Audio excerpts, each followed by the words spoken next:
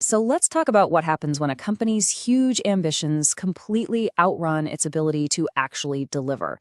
And to do that, we're going to use the incredible story of General Electric's decline as our guide to see what this collision between vision and reality really looks like. All right, let's just dive right in with the big question, the one that has kept business leaders up at night for years. I mean, how does a company that was once the absolute pinnacle of American industry lose its way so spectacularly? To really get this scale of this fall, you first have to appreciate just how high they were.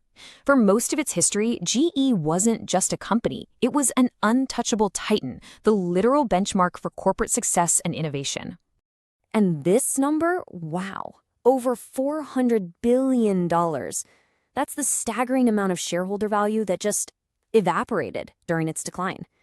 It went from one of the world's most valuable companies to a shadow of what it once was. So where did it all go wrong? Well, this story of the fall really kicks off with this bold, exciting, and, as we're about to see, incredibly ambitious vision under its CEO at the time, Jeff Immelt.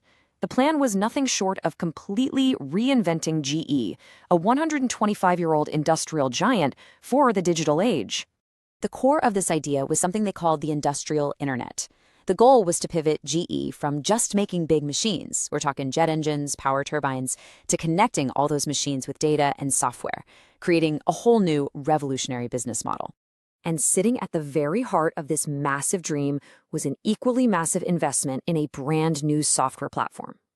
It was called Predix, and this was GE's big bet that it could become a dominant tech company, going head-to-head with the giants of Silicon Valley. But here's the thing.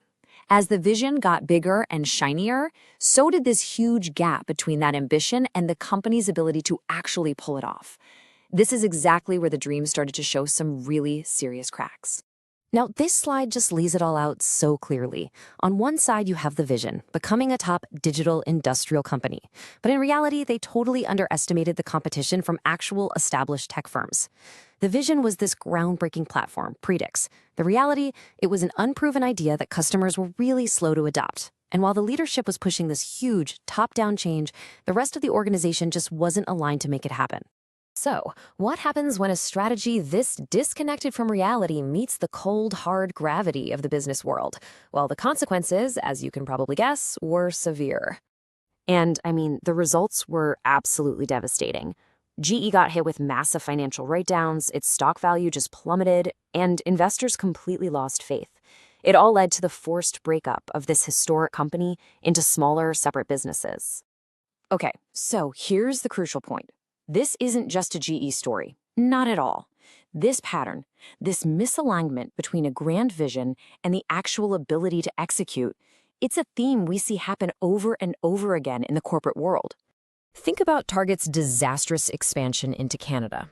The vision was to open hundreds of stores almost overnight, but that ambition was completely crushed by a supply chain that just wasn't ready. You had these beautiful new stores filled with empty shelves. It was a swift, costly failure. Or what about Yahoo? It had all the resources, all the brand recognition in the world, but it lacked a single clear direction. It tried to be a media company, a tech company, a search engine, all at once. And while it was distracted, focused competitors like Google and Facebook just came in and ate their lunch. And who can forget BlackBerry? Its leadership was so confident in its physical keyboards that they basically dismissed the first iPhone. They completely failed to adapt to this fundamental shift in what customers wanted, and they went from being the market leader to being irrelevant in just a couple of years. So after looking at all these examples, what are the powerful universal lessons we can really take away from GE's story? Let's break them down. Okay, these are the core takeaways. First, your big ambition has to be grounded in what your team can actually do. Second, real transformation isn't just a slogan. The entire organization has to be ready and able to change. Third, you can't just ignore financial discipline in the name of innovation. And finally, and this is so important, everyone from the top down has to be aligned and pulling in the exact same direction. This quote just gets to the absolute heart of the matter. It wasn't that GE's dream was too big. Aiming high is good. The problem, the fatal flaw, was that they never built the strong foundation of execution needed to actually support that dream.